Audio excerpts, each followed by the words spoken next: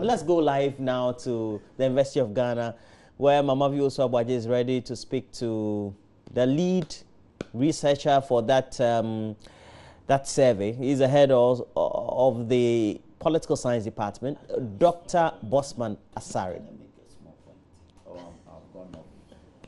You're right, Roland.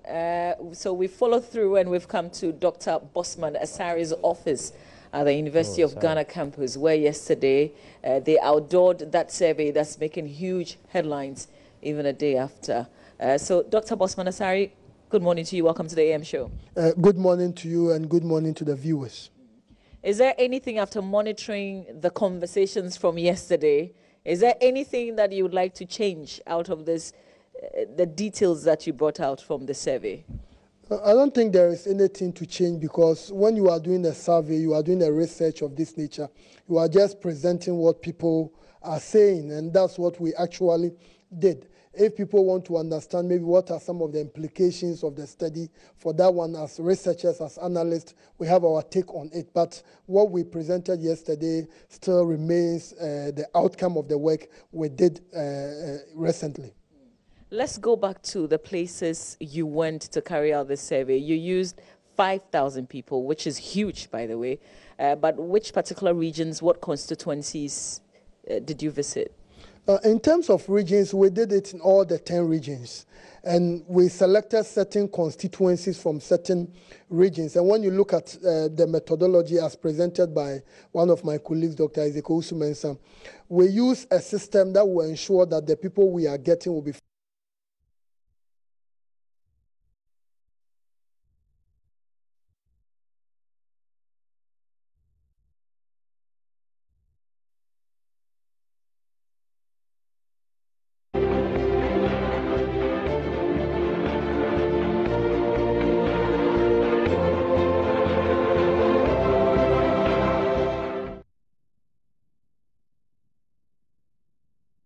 And Mamavi Oswabaji there speaking to the head of the Political Science Department, the lead researcher for that survey, and Dr. Bosman Asare. So we go back to that feed. Areas. And after selecting those electoral areas, we were looking for households. Because the idea was that we wanted to be sure that we are getting people who will give us a picture that will not skew the outcome in favor of a particular policy or one party or one individual against the other. So when you look at the scientific approach, we did as much as possible to ensure that we are identifying individuals who give us results that are credible, results that can stand the test of time. So that if anyone wants to look at the procedure we adopted, the person can use it and arrive at the same or similar conclusions. But the MPP, the out of the number that you put the various questions that you put to them, there was quite a good number of them who were in favor of the NPP administration. And some persons have said that you were forced to skew your findings towards the NPP administration, perhaps because they funded this research that you carried out.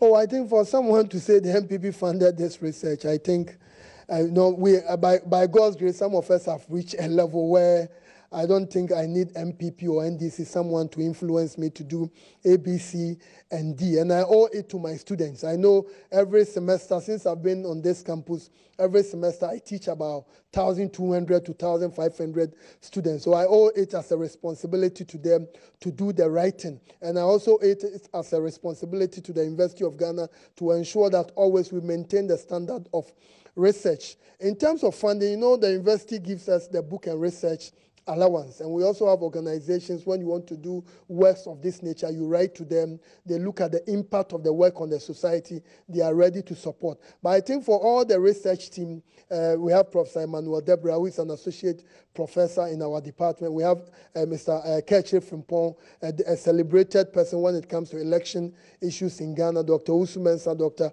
Ivan Sagridakun. I don't think there are some people out there, I don't know the amount of money they can give us so that we can do something to favor one party or the other. But when you look at the work, we made it very clear that those we interviewed, 56% of them voted for the MPP in 2016. And 36% voted for the NDC in 2016. But that same people, about 42% of them voted for the NDC in 2012. And 41% voted for the MPP in 2012. So when you look at it, that means some of the people who voted for the NDC in 2012, they changed their minds in 2016, and it's normal in elections. So when you take it from that angle, we expect that since more MPP people were polled, chances are that they will likely do better. But when you add the NDC figure of 36% to the MPP, that gives you about 92%. That means we have some 8% of the people who either did not vote or they didn't vote for the NDC or the MPP. So when you look at it from that angle, the results is still very, very significant to the extent that we expect that if the government is not doing that well, many MPP people will say, since the government is not doing well, let's advise ourselves. And in that case, if even the government is not doing well, and even we said 56 of them voted for the MPP, and now if elections were held, the MPP was going to win by 52.7. So some of us were expecting that if that was the case, why didn't the reduction on the side of the MPP, why didn't it come to the NDC? But we noticed that although 36% of them voted for the NDC, if elections were held, only 33.1 or so will vote for the NDC again. That means the MPP reduced and the NDC also reduced. So we have about, you put the figures of the two parties together, if elections were held at the time of the interview, almost about 80-something%. So that means we still have a significant percentage of our people who didn't make up their mind whether they will vote for the NDC or the MPP. So if you are either the MPP or the NDC or any of the minor political parties, the question you must be asking your researchers, your analysts, has to do with, so this 16 or 17% of the people who didn't show they will vote for the MPP or the NDC, what will be their reason? So what are the things we can do to reach them? And if also you are MPP, you must be asking, those 33-point-something% who said they will vote for the NDC, are there certain things you can do to reach them? And if you are NDC, what posture can you put up or show out there so that you can tap into the base of the MPP? And I think as a political party, you should be thinking along those lines. I wonder why this research in the first place. What do you want Ghanaians to do with it? I think as a department and as an university in general, research is one of our core mandates. Although many students who know me, they know me as a lecturer on this campus. But when it comes to me being promoted to the next level, it's about research. The research you conduct will push you from one stage to the other. So by the nature of the work we are doing, research is part of it. I will even say maybe 50 or 60% of my work has to do with research. So anytime I'm not teaching, I'm putting something together to publish something. So as the researchers thought that with the way we are advancing as a democracy, and I remember when our president was giving his inaugural address, the president made a certain statement that Ghanaians must be citizens, not spectators. And I know the media, you have been doing that, investigating certain things, keeping the politicians very, very honest, ensuring that they do the right thing. So we thought that, why don't we do a study that will help us to understand what Ghanaians say about the performance of the government? So we put some proposal together. We wrote to certain organizations, and we got a particular organization, the Konrad Adenauer Foundation, who said, oh, this is something we are interested. And the team of researchers every year the university, we are giving book and research allowance to be able to do research. So we came together and said, oh, why don't we put some of our research money together and let's get an organization to support us. So for each of the constituencies, we send people there. And when I tell you the amount of money we spent on this research, that's a huge amount of money. Let's talk about it. How much exactly did you spend doing this? No, I wasn't the accountant for the project, but roughly I would say that for each person we sent out, they went there from December 9th to December 18th. On the average, we were not paying anyone less than about 150 Ghana cedis a day, in addition to their transportation and their accommodation. So when you put all together, for each person, we spent more than 2,000 Ghana cedis. And how many in all? No, in all, we had about 50 people.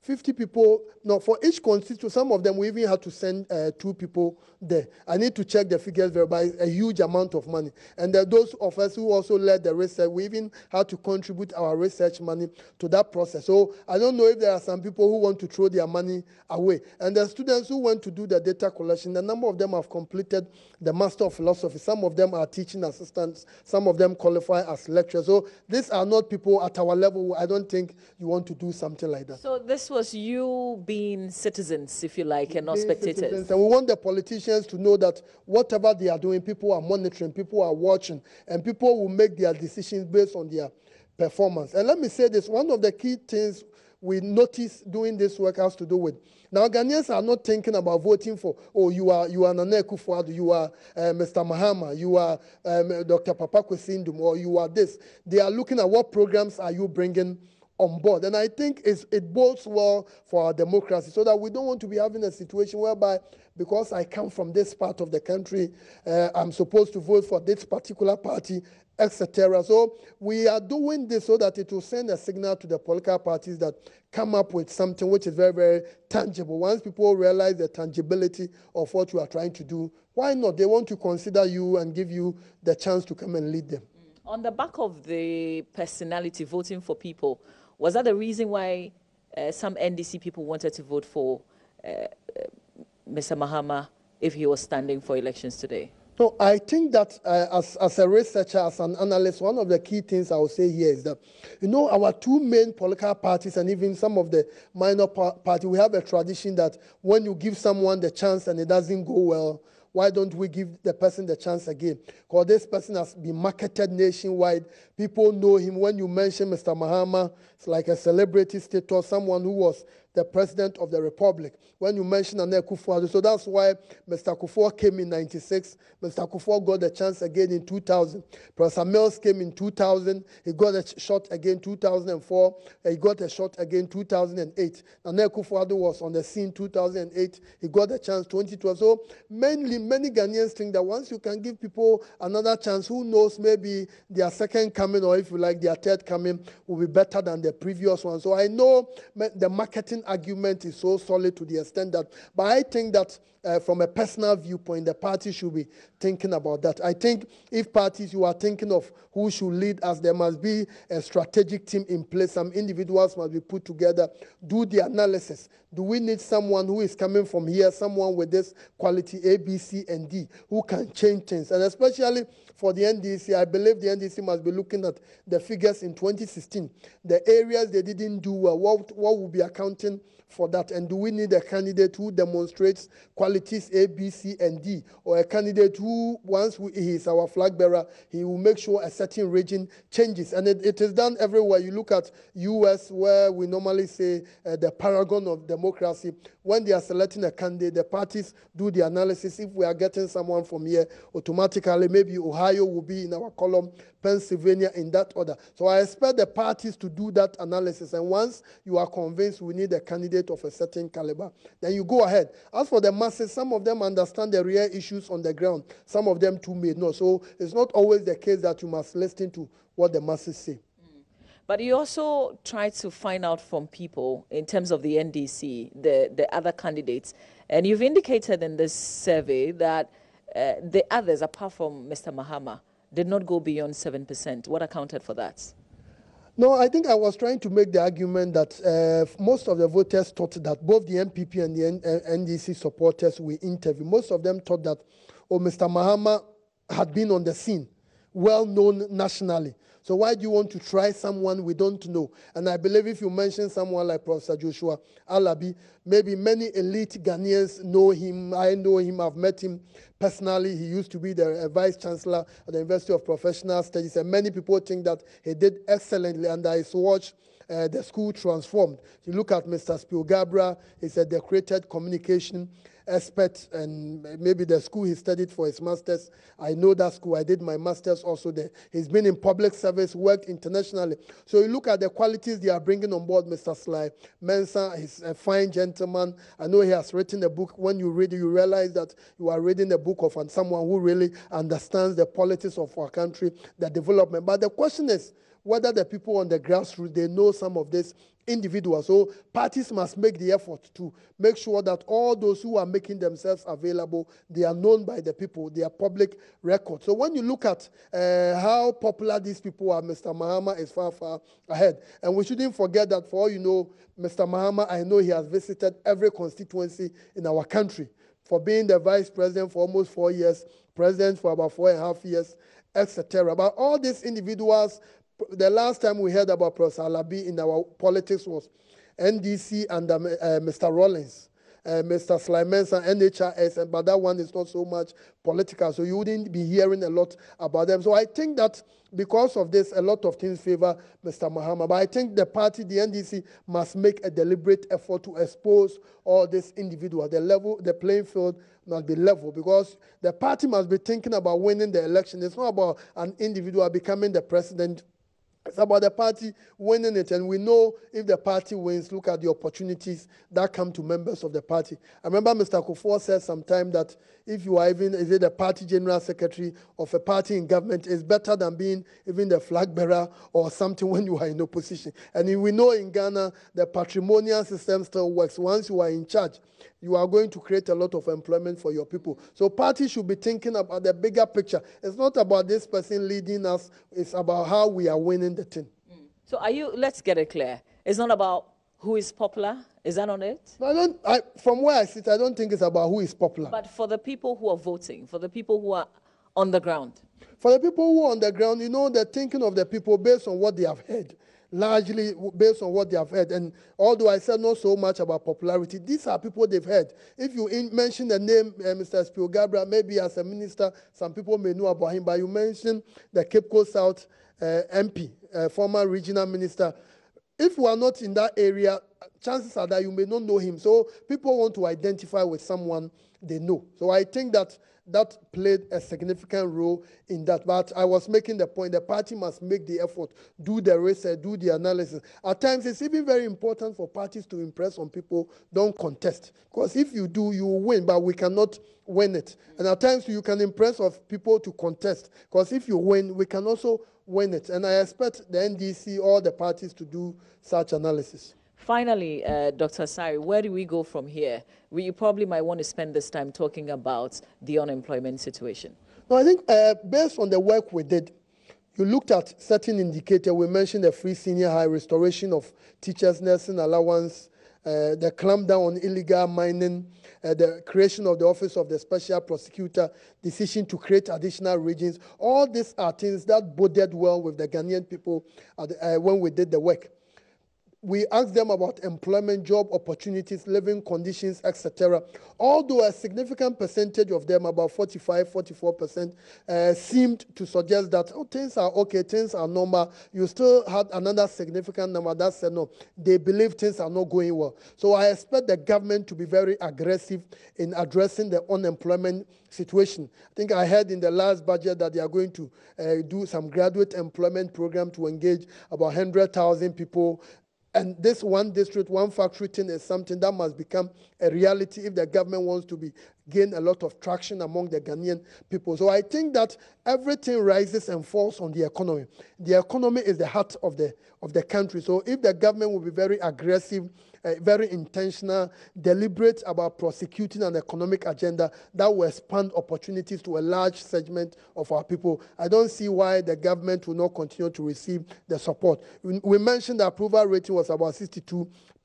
Some of us think that a government in power that won the election by 53.85 or so percentage points, you should be thinking about a popularity rate of about 70%, because although NDC people are there, if you are doing good work, you still have a section of the NDC people who say, no, we think, although we will not vote for you, but we think you have done very well. So I think if this one district, one factory, and certain social interventions are pursued, for lack of a better word, religiously, I don't see why Ghanaians will not be excited about the government moving forward. All right, Dr. Bosman Asari, we thank you very much. The next survey is when next year? We are looking at trying to get something, resources.